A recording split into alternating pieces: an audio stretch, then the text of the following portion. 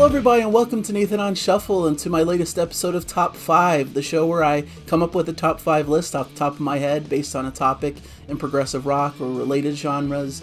And it's always fun just to do an off-the-cuff video. I try to keep these fairly short, and like I said, I don't really prepare much beforehand. I just try to think of 5 examples of the topic at hand and leave it to you guys to come up with the rest, to tell me what your top 5s would be, how you feel about my top 5, what I'm right, what I'm wrong about, I suppose.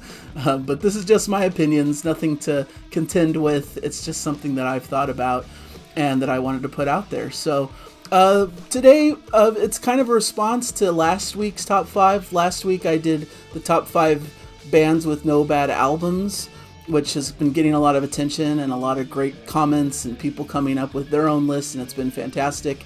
But a lot of people were somewhat not on board with my pick of Gentle Giant as a band with no bad albums, and some people in fact just said they couldn't stand the band and don't get the appeal and whatnot.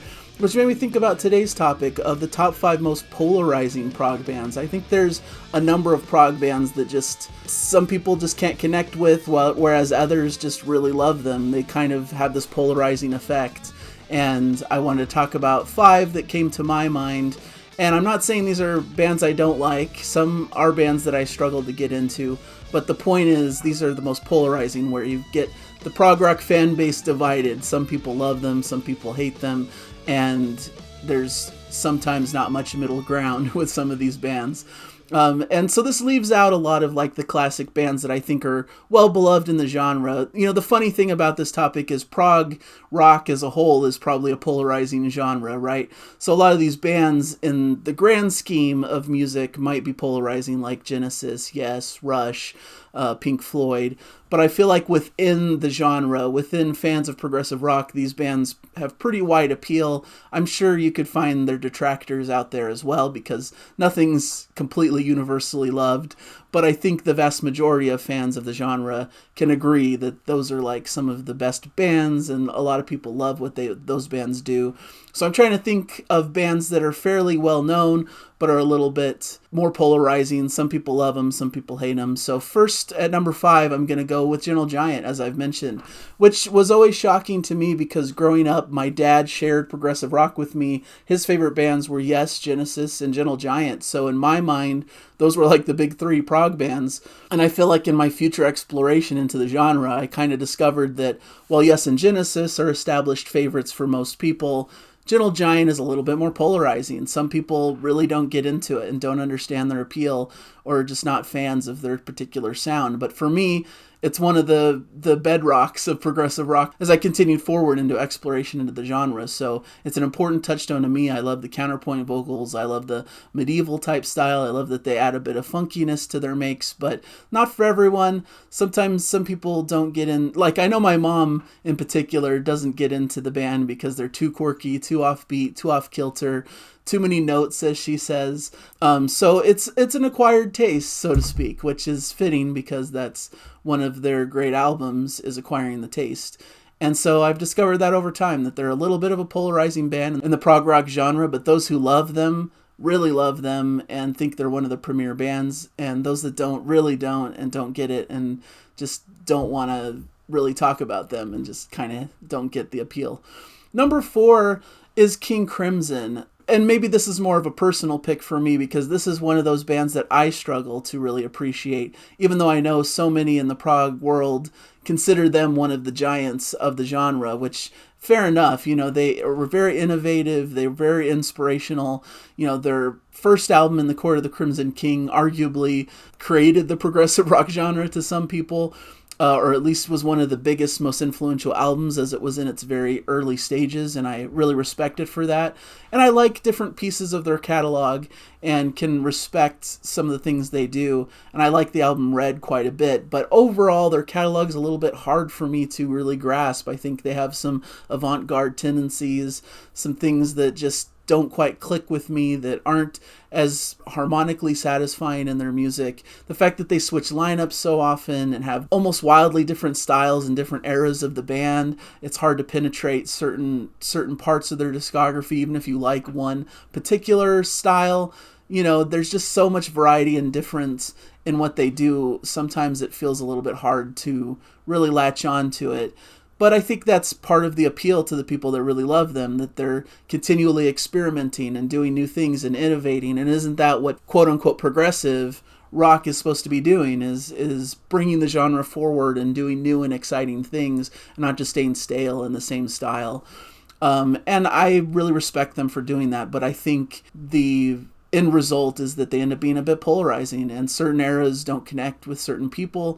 And I would hope that there's people out there like me that struggle to get into them because of the more avant-garde nature of their sound, and that they have so many different entry points and different styles that it's hard to really get a hold of what they do and to latch on to them as a band. So I find them to be a bit polarizing. The next artist on the chart here at number 3 is Vandergraph Generator, who I've always struggled to get into. I know a lot of people have struggled to get into them. I think a big piece of the equation is Peter Hamill's vocals, who is a bit of an acquired taste as well. He has a very strange style, very expressive, very emotional, but sometimes sacrifices a bit of melody and tune to get there, and it's sometimes a little bit grating to certain ears.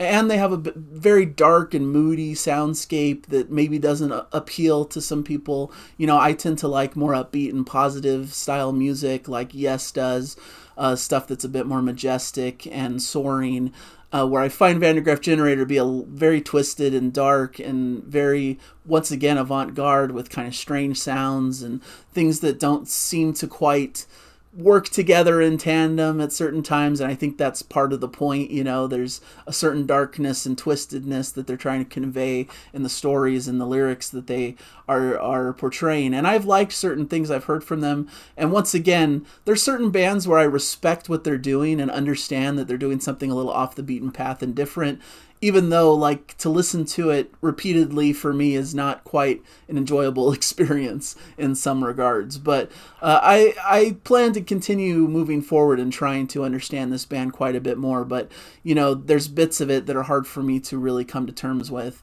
and to really enjoy musically, even if I like the innovation and I like how they're expressive and telling stories. But overall, it's just a polarizing band, I think, that some people really love and consider one of the greats of the genre, and some people just can't get into it, just don't get it, really. Next, I'm going to talk about Frank Zappa at number 2.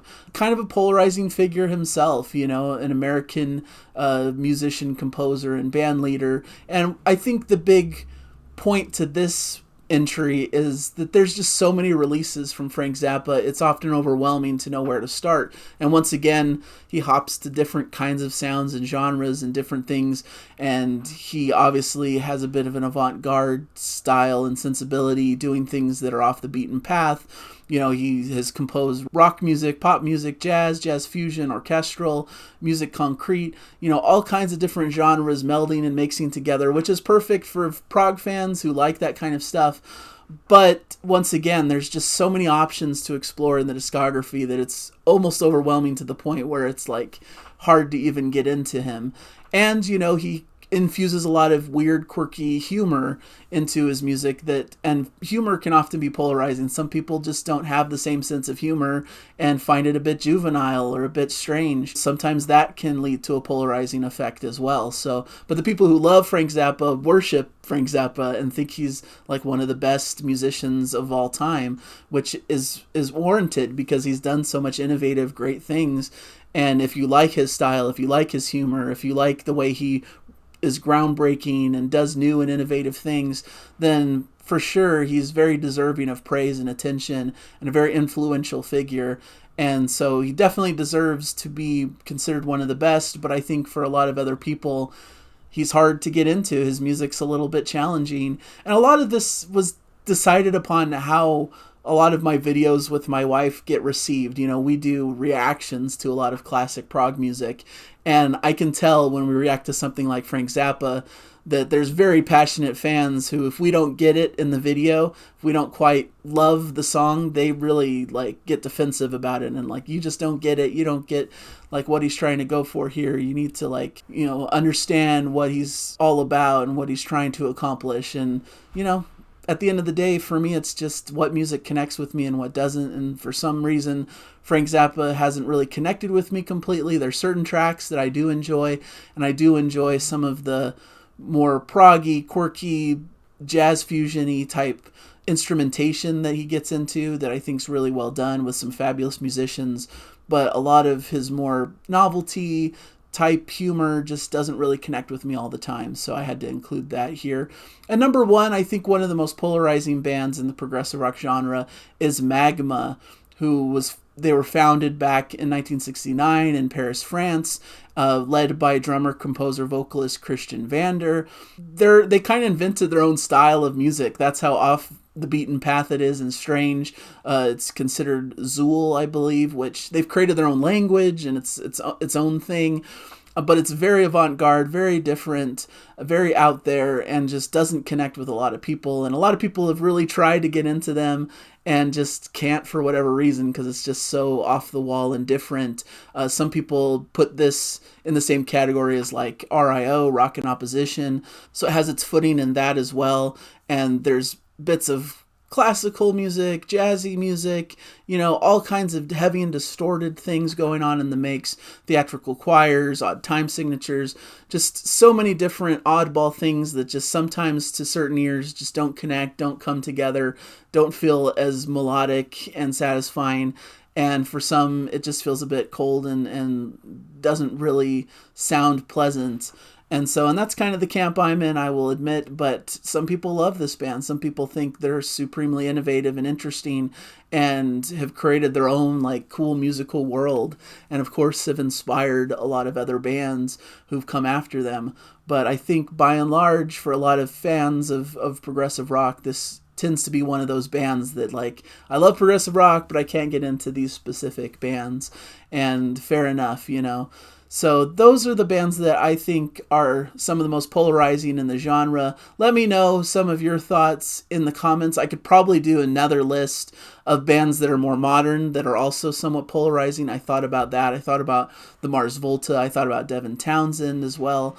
Some bands that do more extreme styles, more of the like extreme death metal growls and stuff that people don't tend to like, who are into progressive metal and progressive rock. So maybe I'll do that in a future episode, but for now I think this was a pretty solid list. I hope you guys agree with me and let me know your thoughts either on these bands or other bands that you consider to be polarizing in the genre. I'd love to hear it. So thank you guys for joining me. Hopefully you enjoyed this episode, and I'll catch you guys in a future episode. Bye everybody.